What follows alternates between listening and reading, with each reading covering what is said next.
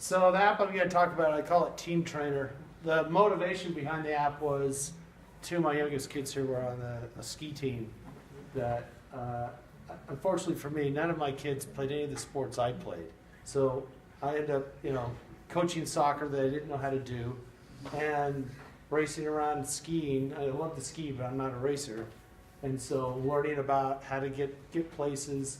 I grew really frustrated with coordinating with other coaches and parents, and thought, well, it'd be good if there was an app that we could just communicate, say we're going to be here and at this time, and can some parents come there. So that was kind of the motivation, but I kind of I'm pivoting on that now and making it a little more general for coaches or teachers, really small organizations that want to collaborate. And I found Ionic was a perfect match for that. So again, it was a minimum viable product, although my definition is always much bigger than it probably should be, so that's why it takes me so long to get it done. Is a teaching and coaching app, communication tool for small groups, like a piano teacher or a drum teacher or something like that might have students. So you'll see me talk about coaches and teachers and students and athletes all kind of synonymously. The technologies that were used in the app, there are two parts of this. One was to try to make this a little more available to everyone, and to get the mobile app. I wrote an admin tool, I called it, to allow for deeper features like creating content and stuff like that, and managing users. That was in Angular 7. It works with a Firebase Firestore NoSQL database we'll talk about. Ionic 4 with Angular for the mobile piece. And then here are some of the plugins that it uses: a Facebook and Google authentication. It also uses the camera and video plugin and the social sharing plugin. And so those are all things you include when you build the application. So why Ionic? Mostly because I love technology, but I only have so much time. And so Ionic I found was perfect. I'm a Java programmer, enterprise developer. In 2000 I worked at a few startups and wrote clients, and every 2 years I'd have to do another client in another JavaScript framework. So JavaScript was not my favorite language. I know it's really popular now.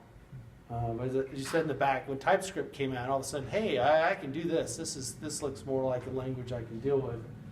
And it's from Google.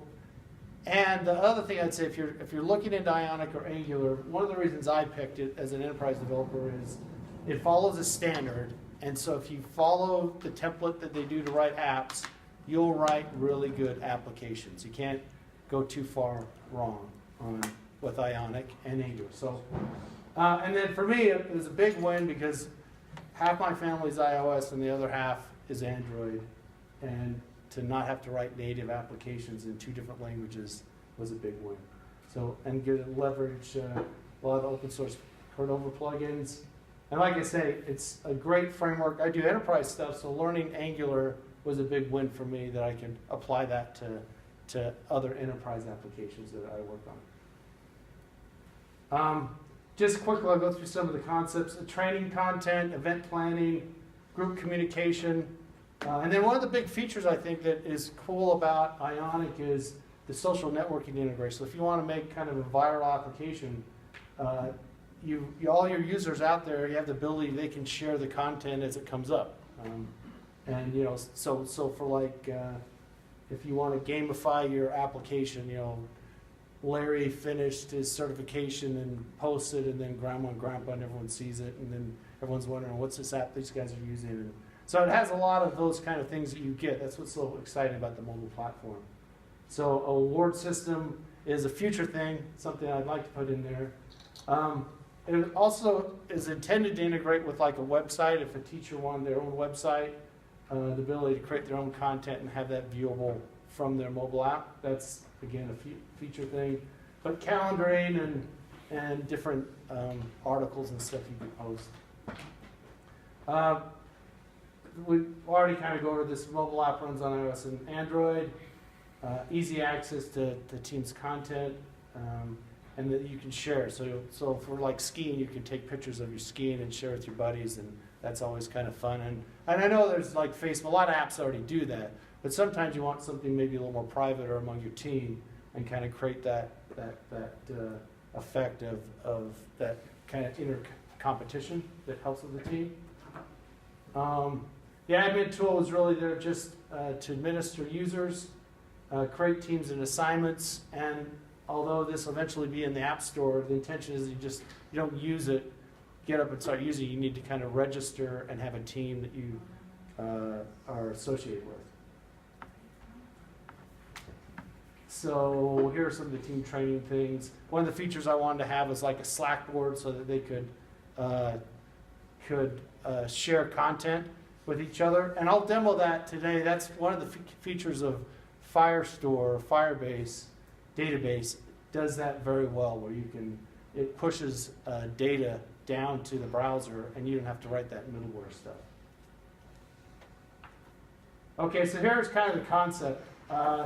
You have a training site, you have a user, and maybe he works with a coach. And the coach is on the right, and an athlete or student's on the could be on the left. Let's say you have multiple teachers, and then you have another teacher. You still have the same client. You still have the same data. And the idea is that you can move around to different coaches, keep that data, keep your content that you created, and it's kind of a win-win ecosystem of trainers and coaches and teachers and users was the vision of the app. And the idea is to create kind of friendly competition within a team.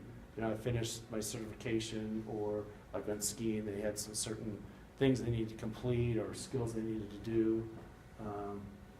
Or, you know, even parents, hey, this parent volunteered so many hours and that kind of stuff. Really does kind of, if you have a Fitbit, you know what I'm talking about.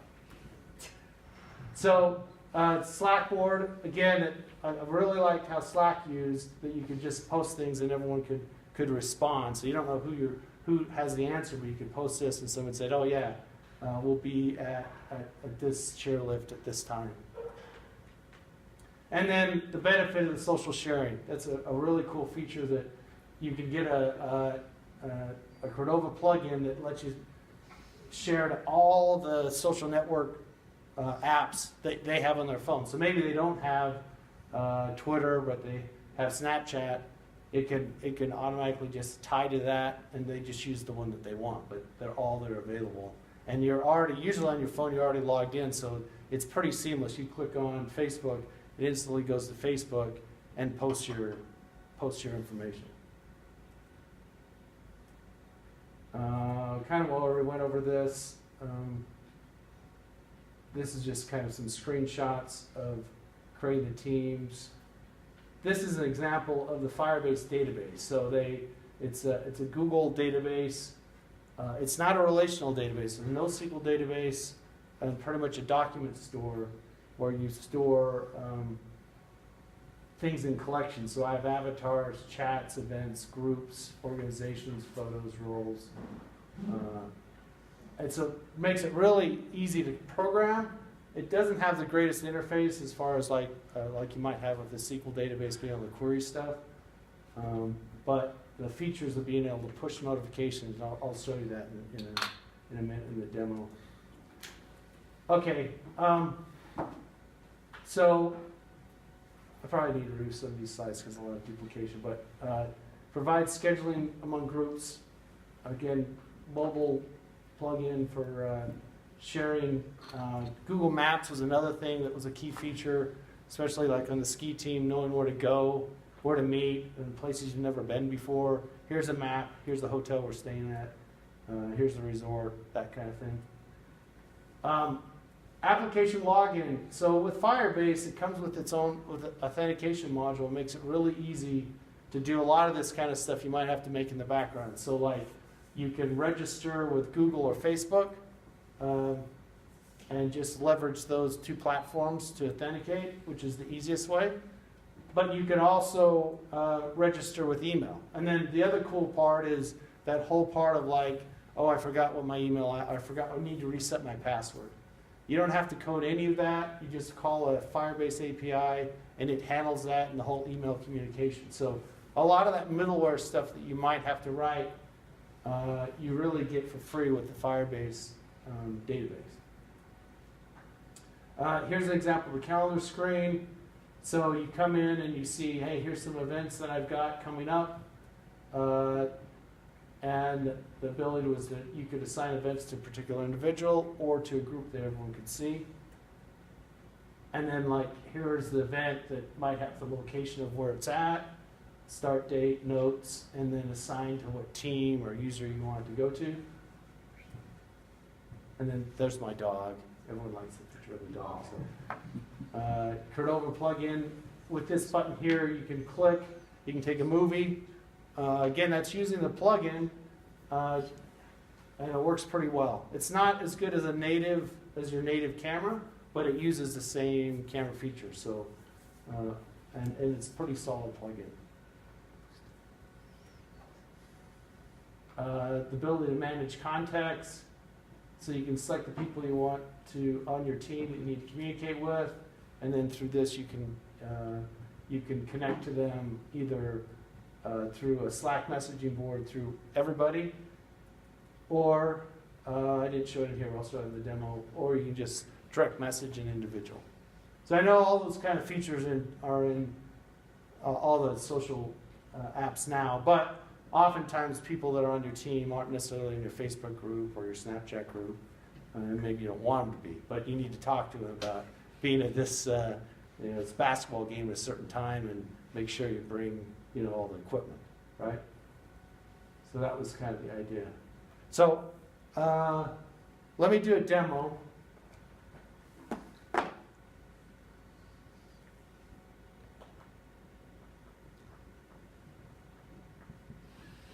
Okay, so put my glasses on here. So I've got this in two browsers because I wanted to show kind of how it works.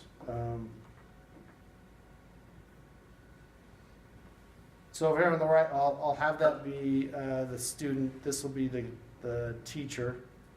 I'll also bring up, since we have some space here, the developer tool so you can kind of see on the console what's going on. Because the one thing that we didn't talk to too much, one problem with the Cordova plugin is it really only works on a native app. So in your application, like if you want to take a picture, you can do some workarounds like Todd was talking about, but in some cases there isn't really a workaround or it takes too much work. So those are some of the things that you can't really effectively test in the browser that you really need to test on the actual device. But as Todd mentioned, one of the benefits of this platform is you can do 80 to 90% of your testing all in common browser tools, get most of that logic done, and then build it, put it on the app, and do your testing that way as well.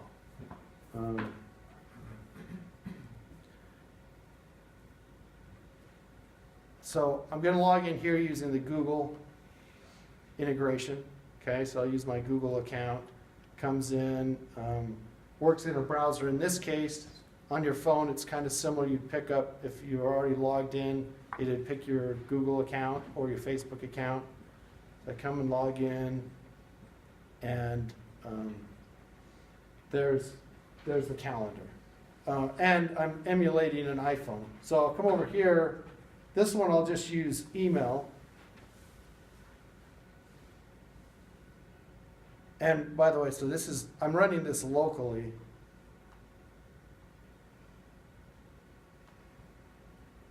Let's see.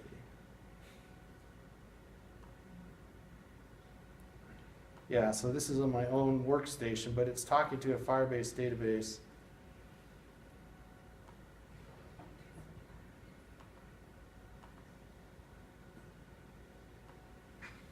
Okay, so I can come in and log in.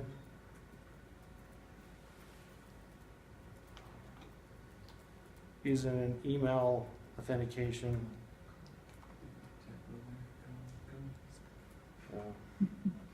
You're catching some bugs too, because I don't notify the user very well. Okay, so it's two different users here. But if I come in here and I only have the coach is the only one can create events. The students can't create events, but that may be a future thing. So I can come in here, click on an event, type in, please work for the demo. It shows where we're at now. Here's some things that I'd like to fix, like this is really a pain right now to navigate, so 2030 is kind of a ways off. I'm sure it'll be here really soon. And then, of course, everything starts at midnight for me. So we'll do midnight.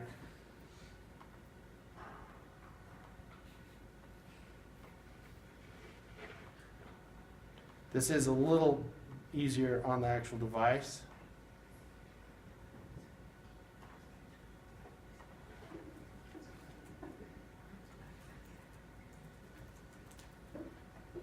Okay, and I'm going to assign this to user. So I'm not sure why his name's not showing through, but he is right there. Thought I fixed that. So then I save this. Oh, sorry, date is greater than the end date. Oh, see? Did that correctly.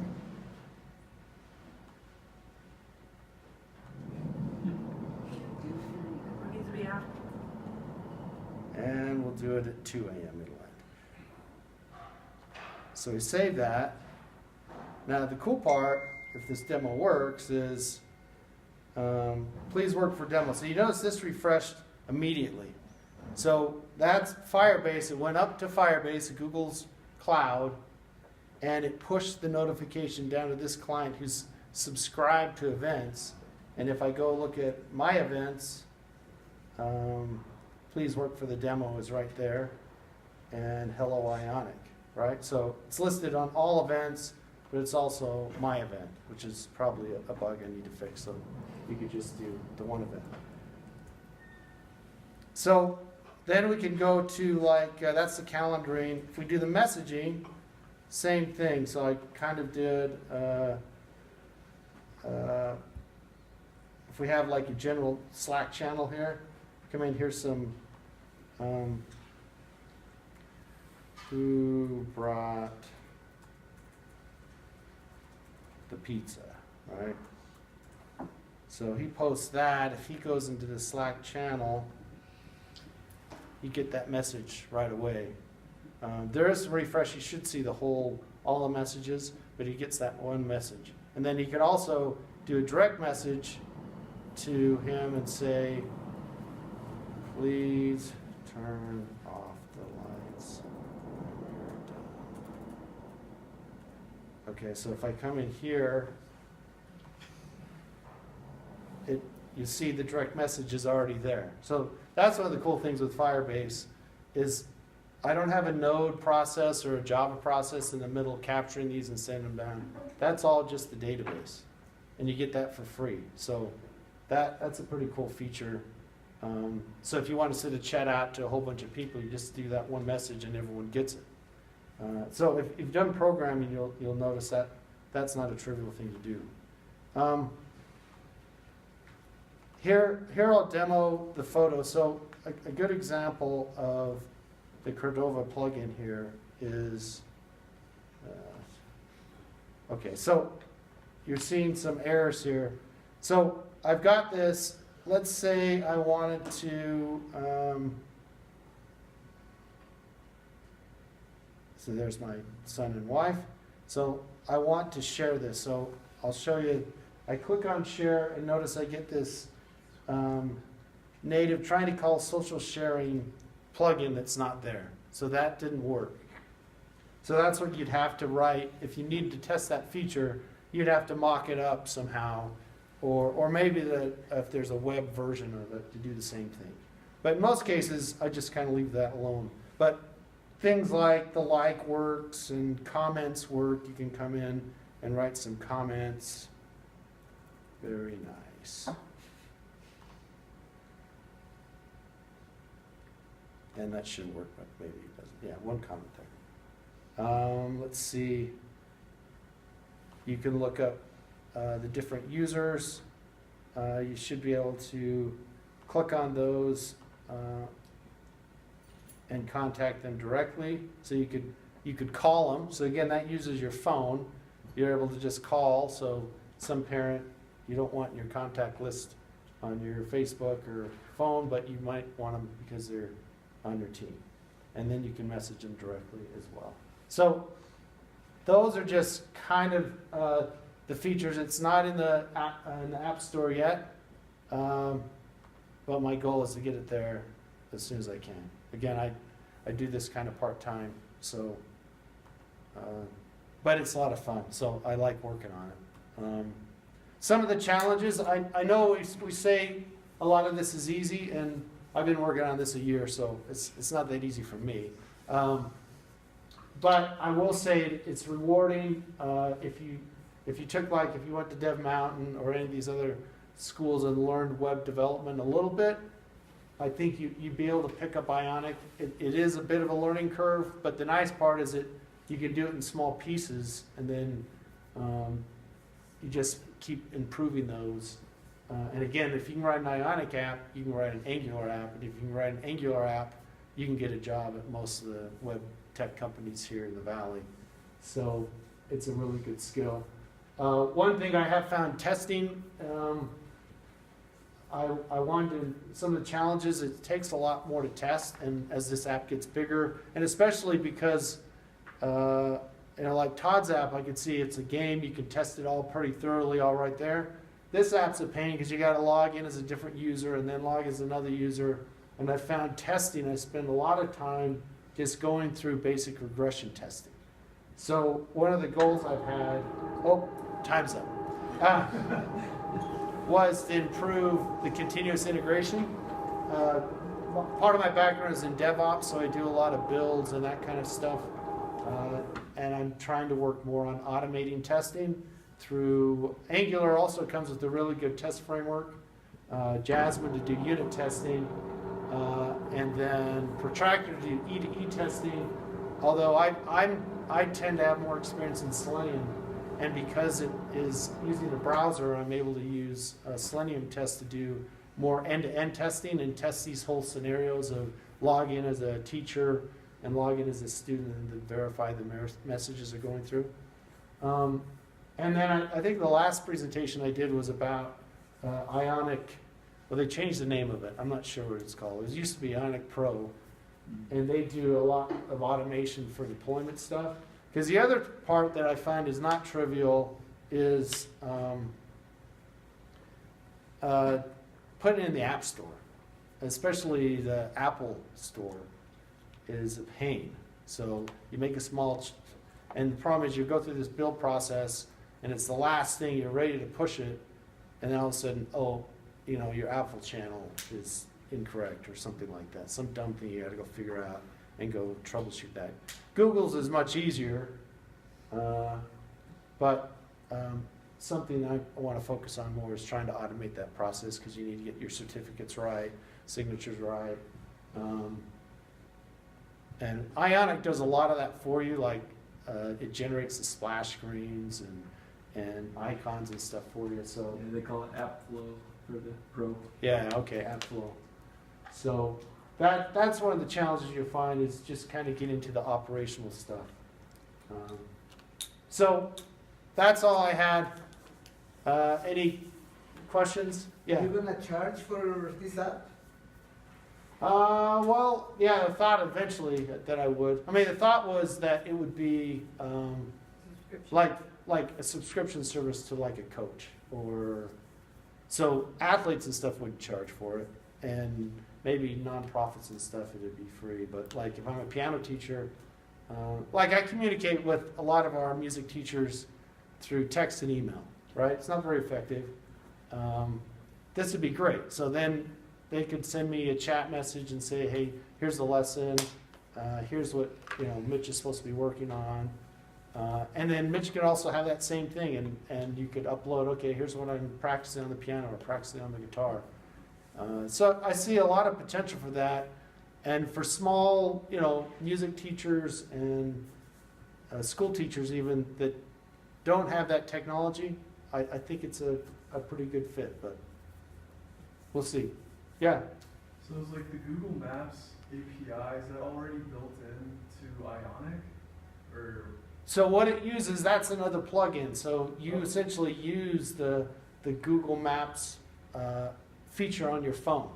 So you can tie into all the features that are on your phone, and that Cordova plugin is really pretty good because they have the whole API set. You can like do pin marks and outline stuff just like you do when you bring up Google Maps and do a search, and then it says, oh, here are the new restaurants in your area. You could have, like if I said the example, like coaches in your area that are in this app, you could come in and say, oh, here are these coaches in your area. because That kind of adding the stuff. Google Maps API like yourself or in another framework is pretty difficult, right? Yeah, if you get really custom, like this is just kind of loading the default Google Maps and lets you put in some address. You just put in an address and then you can click on it, and then essentially just launches the Google Map tool That you already have on your phone. that you already have on your phone. Okay. So kind of like on Facebook, if I had a photo and I wanted to share on Facebook, it would just take that, launch the Facebook app, and then go ahead and apply it as if you were posting a new So message would you in need Facebook. that app on your phone, downloaded for it to work? And You would if you were going to use that particular plugin. okay. But a lot of these you're assuming, like if you're on Android, the Google Map is already Yeah, there. sure. Where it In- wouldn't in work your- is, In your app, you're gonna get the embedded map either way. yeah, Because you're using the plugin, so Yeah. that's there. But if you wanna tap and get directions or other things. yeah. If you want to tap and use the plugin, it needs to be there. Same with the social share. So when I didn't show because I don't have the plugin, but you bring it up, it shows all the social things you can use. But that's assuming you have an account. So if you pick on something, Instagram or Snapchat, which I don't have, it'd probably take you. Well, if you didn't have the Prompts you app, to log in. it probably would give you an error. I actually haven't done that scenario. But if like I have had it where I'm not logged in to Facebook, and then it comes up and says, "Oh, do you want to log in?" and then you go and log in, and it's there. So going off of that, are you going to add, or can you, I know Snapchat, you can share your current location with your friends. So if you don't want to share your location with your teammates all the time, would you be able to share, like say someone's lost in the woods skiing, then you could be able to find them through that? Yeah, I mean, I don't have that feature. It doesn't track people, but those are some things you could do. One of the challenges unique to like skiing is not necessarily having a good network. So that was one of the things that was a challenge. Is hey, it works great, and then you get up there on the ski lift, and oh wait a minute. Now it works offline, but a lot of those messages, you'd send it, and then you get up to where a satellite dish is, and all of a sudden all these messages come flying through, and so things like that kind of stuff might be a little bit difficult to do in like a forest, like finding someone in a forest may not be a good idea. But a local restaurant or something like that definitely would be.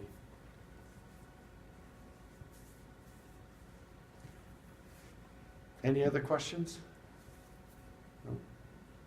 Mostly beginners here, so if you have any questions, don't be afraid to ask. And what Todd said before, we kind of put a workshop together. It's pretty rough, but we're getting better at it. And we put some samples of, because we meet every month, especially Todd, and I try to come as much as I could. But usually it's people come and just kind of introduce. What we want to do is let people do hands-on programming, kind of learning it. And also, I have the same motivation as Todd. It's just, for me, it helps me to dive in, learn the framework a lot better, and solve some of my own problems I'm trying to solve. And so one of the things we've talked about is, doing another workshop and maybe picking some other topics people would be interested in. Those are some things I'd be interested in. Apparently, You exactly. gotta what move your to mouse a leave. little more. I don't know. We've heard enough. You have some more? No, I'm done. Yeah, okay.